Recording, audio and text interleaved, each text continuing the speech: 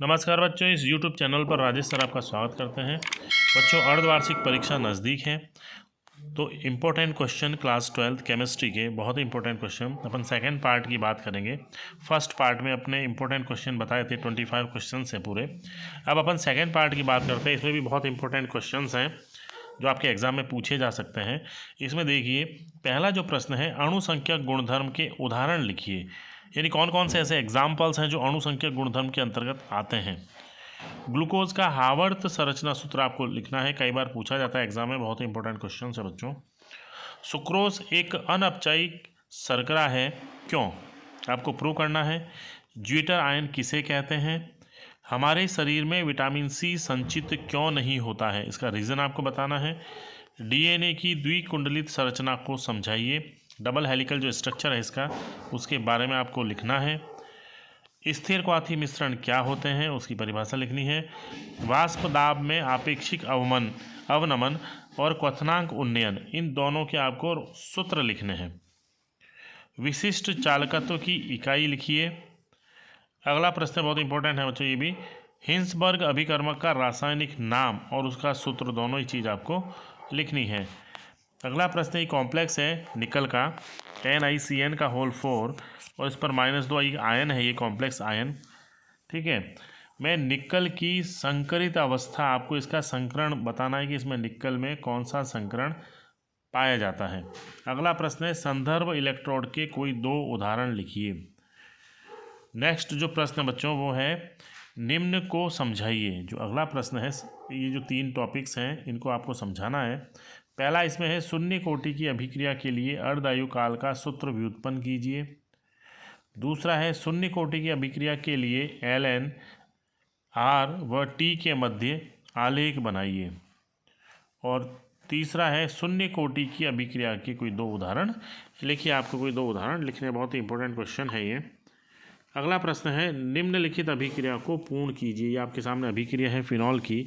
तो फिनॉल की अभिक्रिया 2 प्रकार से है। एक तो सांद्र HNO3 से कराइए तो प्रोडक्ट A प्राप्त हो रहा है, और जब डाइल्यूट HNO3 से कराते हैं तो प्रोडक्ट B प्राप्त हो रहा है। तो आपको दोनों को बताना है कि जब सांद्र HNO3 से अभिक्रिया होती है तो कौन सा उत्पाद प्राप्त होता है, और जब तनु HNO3 से अभिक्रिया होती है तो कौन सा प्रोडक्ट इसमें प्राप्त होगा। इसके आपको रासायनिक अभिक्रिया लिखनी है। अगला प्रश्न है, सेटजेफ नियम को उदाहरण सहित समझाइए। ये नियम क्या है और आपको एग्जाम्पल देकर के बताना है।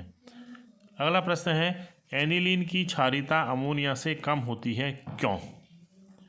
ल्यूकास अभिकर्मक से प्राथमिक, द्वितीयक, तृतीयक एल्कोहल में विभेद कीजिए। यानी कैसे आप इसको जस्टिफाई करेंगे, आइडेंटिफाई करेंगे कि ये प्राथमिक एल्कोहल है, ये द्वितीयक एल्कोहल है और ये तृतीयक एल्कोहल है। किसके द्वारा, ल्यूकास अभिकर्मक के द्वारा। अगला प्रश्न है, Fe+2 का चुंबकीय आघूर्ण का मान कितना होता है। आपको इसका चुंबकीय आघूर्ण का मान निकालना है। पहले इसमें लॉन पेयर ऑफ इलेक्ट्रॉन अपन निकालेंगे Fe+2 का, और उससे अपन चुंबकीय आघूर्ण का मान ज्ञात कर लेंगे। अगला प्रश्न है, हॉफमैन ब्रोमाइड अभिक्रिया का समीकरण लिखिए। नेक्स्ट जो क्वेश्चन है बहुत ही इंपॉर्टेंट है बच्चों, ये भी। निम्नलिखित अभिक्रिया के समीकरण लिखो। विलियमसन ईथर संश्लेषण, रायमर-टीमान अभिक्रिया, गाटरमान अभिक्रिया, कॉल्बे स्मिट अभिक्रिया। तो ये 4 जो अभिक्रिया बहुत ही इंपॉर्टेंट अभिक्रियाएं बच्चों, जो एग्जाम में पूछी जाती हैं, हर बार पूछी जाती हैं। अगला प्रश्न, निम्न को समझाइए। प्रथम कोटि की अभिक्रिया के लिए अर्धआयु काल का सूत्र व्युत्पन्न करो। प्रथम कोटि के लिए log R0/R तथा T के मध्य, यानी ये जो राशि है और T के मध्य आलेख खींचना, आपको ग्राफ बनाना है। इसी में जो तीसरा पॉइंट है, प्रथम कोटि की अभिक्रिया के 2 उदाहरण आपको लिखने हैं। तो बच्चों ये भी बहुत इंपॉर्टेंट क्वेश्चन है। नेक्स्ट क्वेश्चन, निम्नलिखित अभिक्रिया को समझाइए।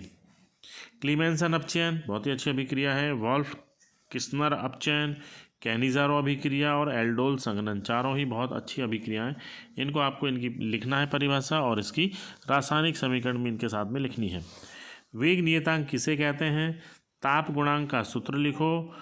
फिंकेल्स्टेन और स्वार्ट अभिक्रिया को समझाइए। तो बच्चों ये कुछ अभिक्रियाएं थी, बहुत इंपॉर्टेंट क्वेश्चन है। आप इनकी अगर तैयारी करेंगे तो निश्चित रूप से आपको अर्धवार्षिक के पेपर में ये प्रश्न मिल जाएंगे, ठीक है बच्चों। तो इसकी आप तैयारी कीजिए अच्छे से और अपने अर्धवार्षिक एग्ज़ाम को दीजिए। धन्यवाद।